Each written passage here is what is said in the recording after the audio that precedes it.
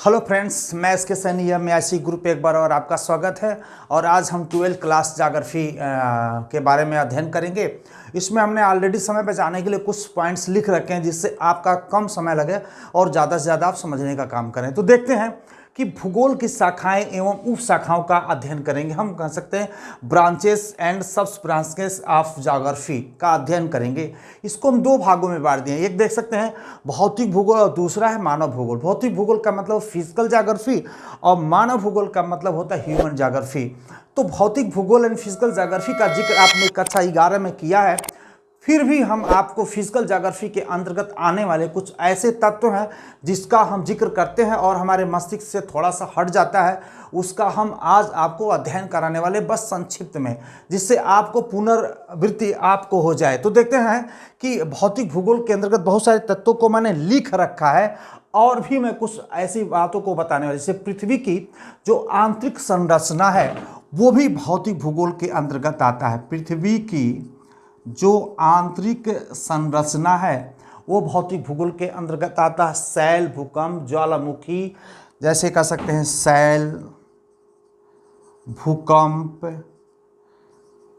ज्वालामुखी, अपर्दन, अपक्षय, वर्षा, आर्द्रता, समुद्री धाराएं, तापमान,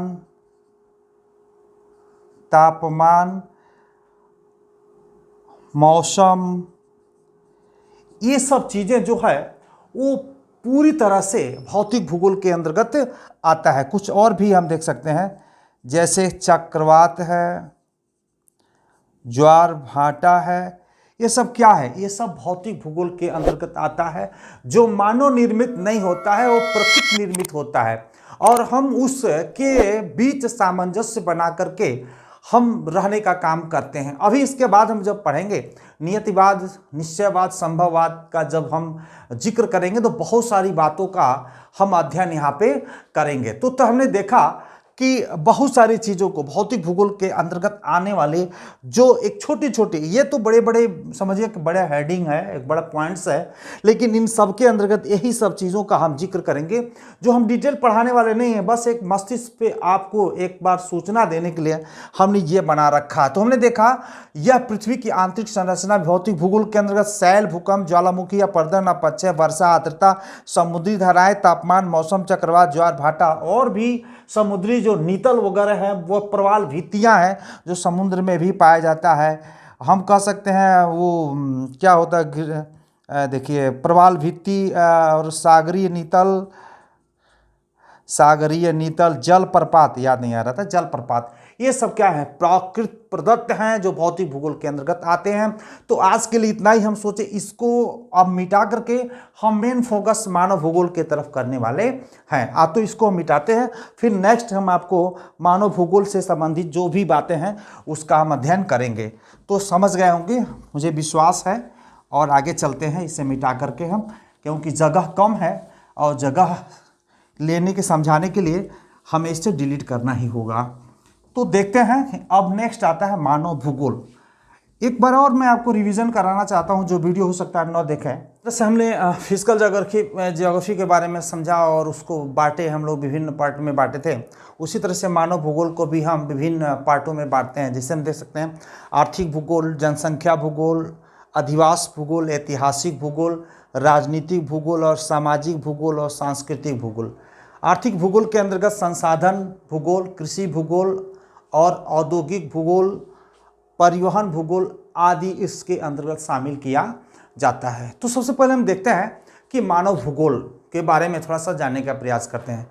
हमने आपको बताया कि भूगोल के जनक का भी हमने जिक्र किया था कि भूगोल के जो जनक हैं या हम पिता कह सकते हैं, वो थे हिकेटियस। और मैं बताया था भूगोल शब्द के जनक कौन हैं, तो इरेटोस्थेनीज हैं। एस्थनीज और मानव भूगोल के जो जनक हैं वो हैं फ्रेडरिक रेटजेल।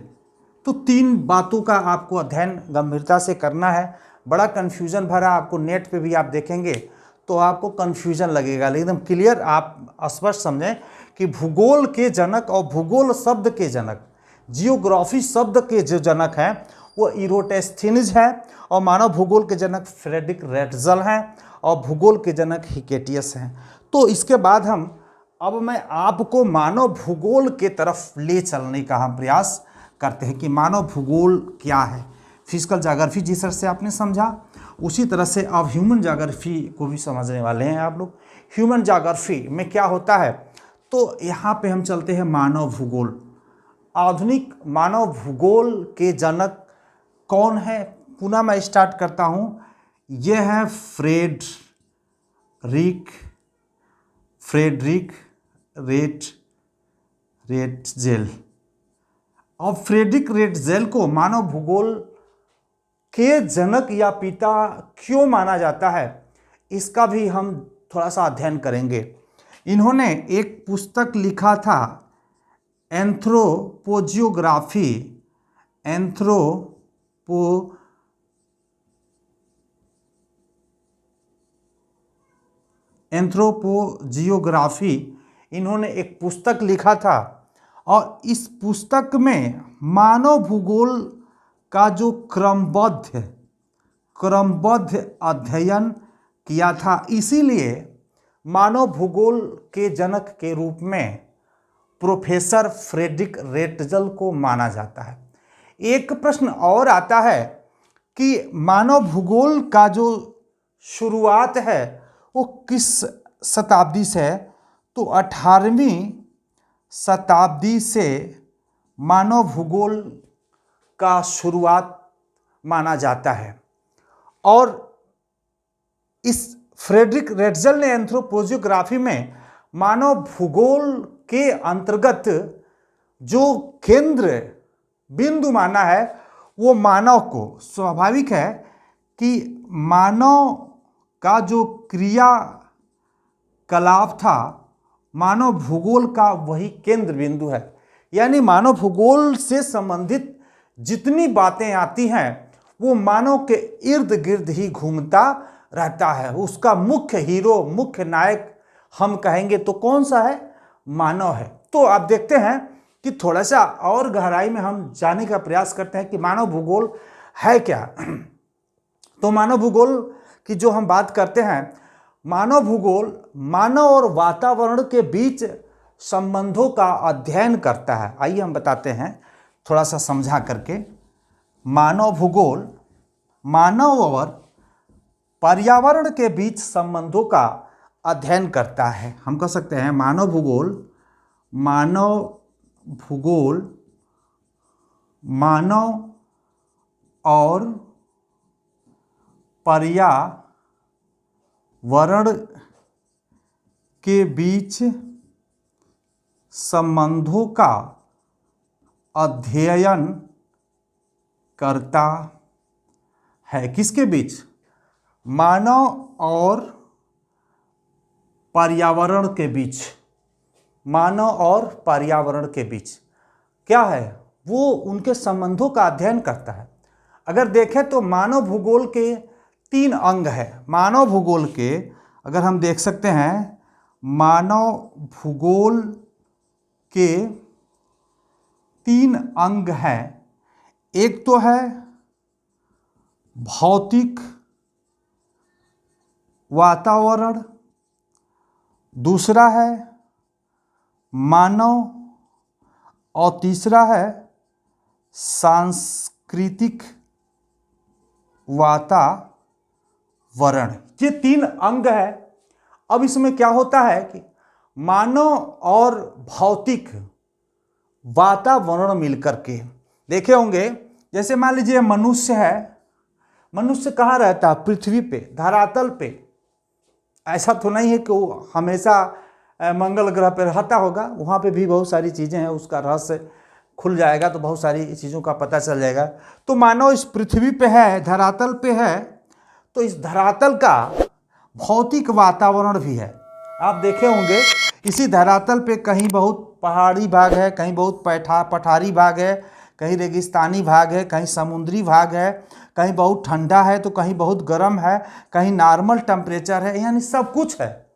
तो हम कह सकते हैं कि भौतिक वातावरण और मानव वातावरण जब मिलता है तो एक सांस्कृतिक वातावरण का जन्म होता है, एक उनकी संस्कृति का जन्म होता है, जो मानव भूगोल की एक महत्वपूर्ण शाखा है, जिसमें मानव एवं वातावरण के संबंधों का अध्ययन किया जाता है। यानी हम कह सकते हैं कि ये भौतिक और मानव, भौतिक वातावरण और जब मानव मिलते हैं तो किस चीज़ का जन्म होता है?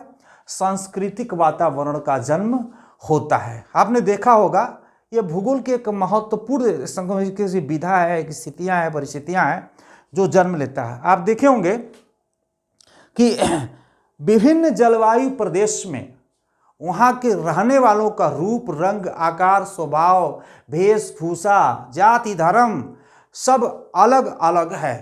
तो हम कह सकते हैं, मैंने बताया कि मानव भूगोल के अध्ययन का जो केंद्र बिंदु है, जो सेंटर प्लेस है, वो कौन सा है? मानव है। मैंने बताया कि मानव भूगोल के अंतर्गत जो उसकी केंद्र बिंदु कौन है? मानव है। भौतिक वातावरण और मानव मिलकर के सांस्कृतिक वातावरण का जन्म देते हैं। हर इन्वायरमेंट के लोग अलग अलग किस्म के होते हैं, आप जानते होंगे। जैसे आइए हम आपको बताते हैं कुछ क्या है सांस्कृतिक वातावरण। सांस्कृतिक वातावरण क्या है, इसे पूरा मिटाते हैं, समझ में आ जाएगा आपको। जैसे पृथ्वी पे मानो हर जगह मानव है। जैसे मान लीजिए आप खाड़ी देशों की बात करते हैं, खाड़ी देश की जहाँ बात करें, जहाँ पे खनिज पेट्रोलियम का भरमार है, वहाँ पे खनिज पेट्रोलियम बहुत ज़्यादा मिलता है। तो वो खाड़ी देश क्या है? रेगिस्तान है। वो क्या है? रेगिस्तान है।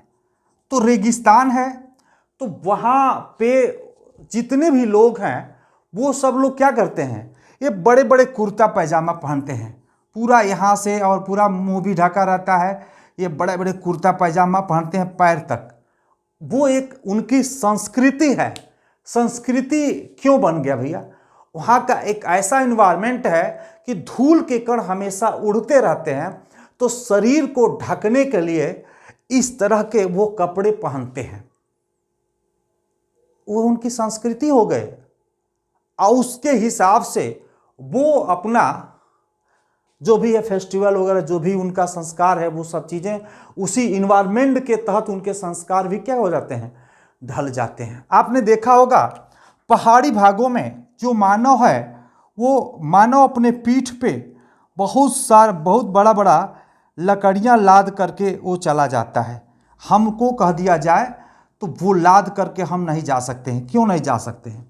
इसलिए नहीं जा सकते हैं कि हम ऐसे इन्वायरमेंट में जन्म ही नहीं लिए हैं। उनको ऊंची पहाड़ियों पे जाना रहता है, उनका जो वेशभूषा, उनका जो पहनावा है।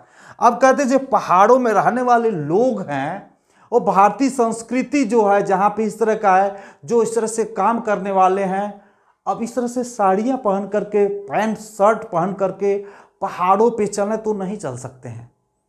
अब देखिए इस तरह से उनकी जो प्रवृत्ति है, उनका जो स्वभाव है, उनका जो रूप रंग है, अलग हो जाता है।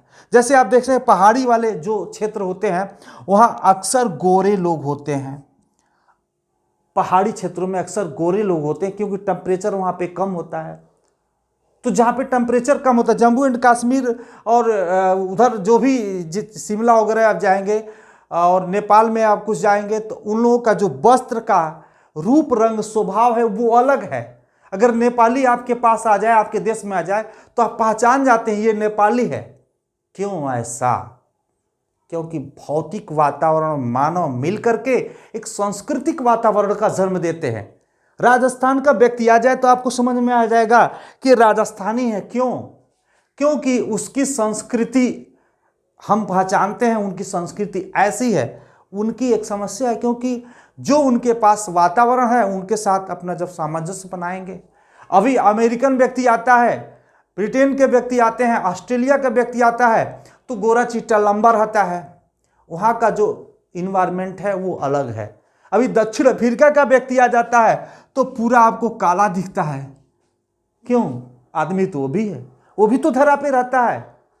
भारतीय व्यक्ति जाता है तो पहचान में आ जाता है ये भारतीय है, क्योंकि जिस तरह का जो भौतिक वातावरण, यानी भौतिक मतलब जो प्रकृति के द्वारा जो एक निश्चित टेम्परेचर है, जो उसकी निश्चित एरिया है, उसी अनुसार व्यक्ति का रूप, रंग, आकार सब कुछ बदल जाता है, वेशभूषा। जैसे आप देखेंगे, अभी चलिए मैं मिटाता हूं।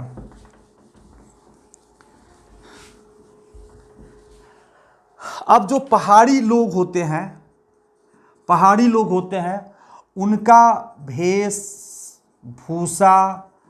रहन सहन और उनका जो खान पान, आवास, ये सब अलग होता है। हम भारत में अगर कोई मकान बनवाते हैं पूरा मजबूत पिलर दे करके बनाते हैं एकदम, लेकिन अभी पहाड़ी भागों में मकान ऐसे बनता है, कुछ भी हो मकान का ढाल इस तरह से रहता है, क्योंकि जब बर्फ गिरता है तो बर्फ निकल करके नीचे चला जाए। लेकिन हमारे यहाँ छत ऐसे होता है, एकदम पैरेलल होता है, बराबर होता है। वही जापान में आप जाएंगे तो वहाँ के मकान कैसे होते हैं? वो दूसरे तरह के होते हैं। वहाँ पे भी मकान ऐसे होते हैं और भी हल्के होते हैं, ताकि जिसे भूकंप आए तो उसमें थोड़ा सा कोई दिक्कत ना हो। तो अब देखेंगे चीन के लोगों का भोजन आपने देखा होगा, पढ़ा होगा, हर तरह के जानवर को वो खा जाते हैं। कौन? चीन के लोग हर तरह के जानवर को खा जाते हैं। तो मानव भूगोल के अंतर्गत हम कह सकते हैं कि मानव भूगोल के अंतर्गत जो पृथ्वी पे, धरातल पे विभिन्न क्षेत्र, भाषा, जाति, धर्म के लोग रहते हैं, उनका हम अध्ययन मानव भूगोल के अंतर्गत करते हैं।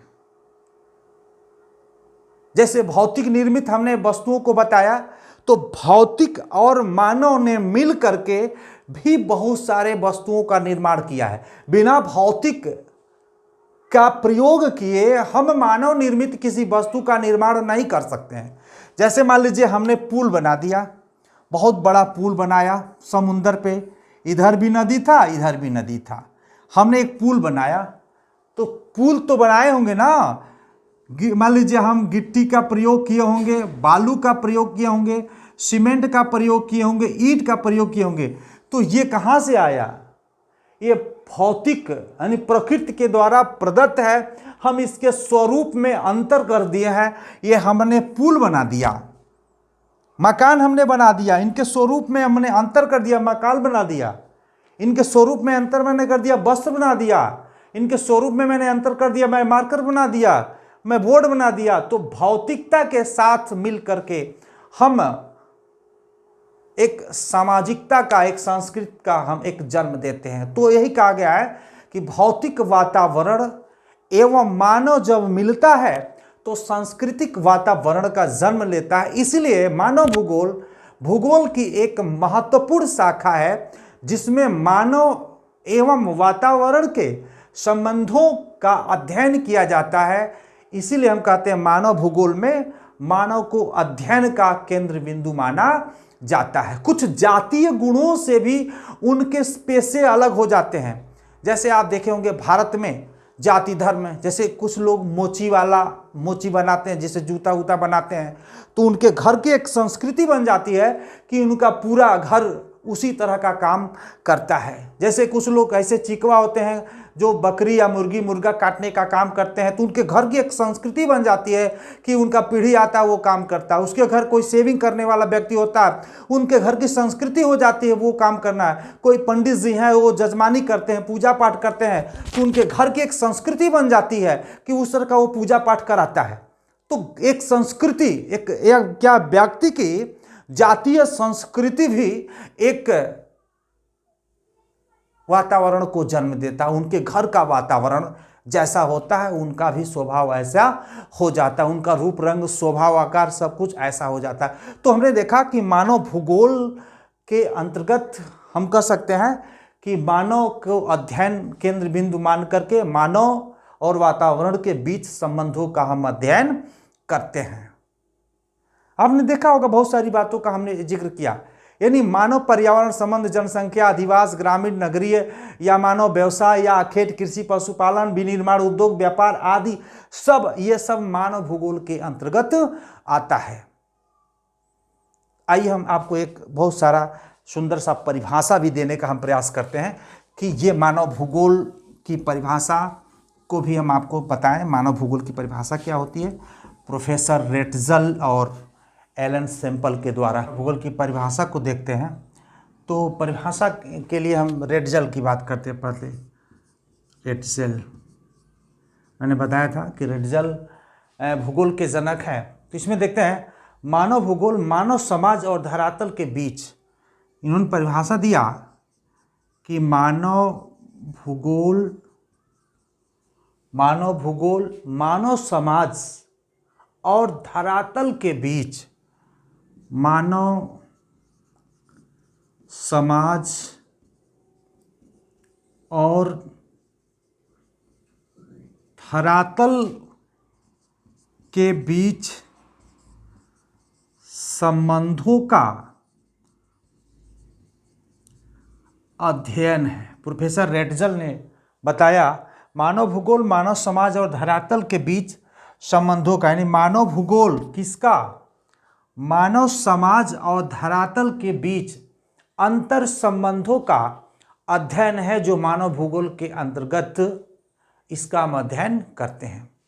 ये रेटजल जो थे कहाँ पे के थे? जर्मनी के थे। और इनकी जो रेटजल के शिष्या थी एलन सी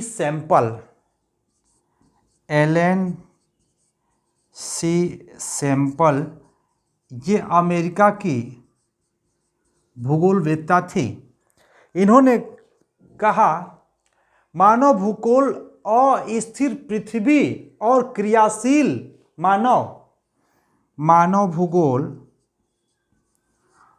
भूगोल अस्थिर पृथ्वी और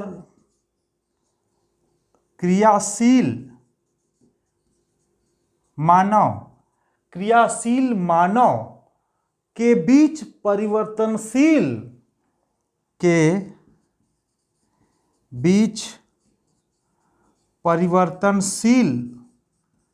संबंधों का अध्ययन है।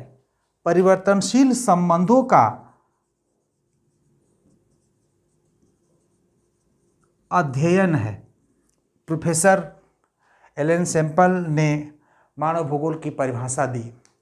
तो हमने देखा कि प्रोफेसर रेटजल ने एंथ्रोपोजियोग्राफी नामक पुस्तक के माध्यम से मानव भूगोल को एक अलग विषय के रूप में क्रमबद्ध अध्ययन के कारण इनको मानव भूगोल के जनक के रूप में जाना जाता है। हमने देखा इन सभी का अध्ययन, यानी जो मानव के द्वारा निर्मित है या मानव के द्वारा स्थापित है इस धरातल पे, वो सभी मानव भूगोल के अंतर्गत आता है। जैसे मैंने बताया रूप, रंग, जात, स्वभाव, आकार, इन सभी का अध्ययन इस पृथ्वी पे इन्होंने किया और उसके आधार पे मानव भूगोल की रचना की। तो आज के लिए इतना ही, और नेक्स्ट कल मिलेंगे हम। भूगोल की कुछ शाखाएं हैं और जो नियतिवाद, नवनिश्चय संभववाद और नवनिश्चयवाद का हम अध्ययन एक वीडियो के अंतर्गत करेंगे। आज के लिए इतना ही, धन्यवाद।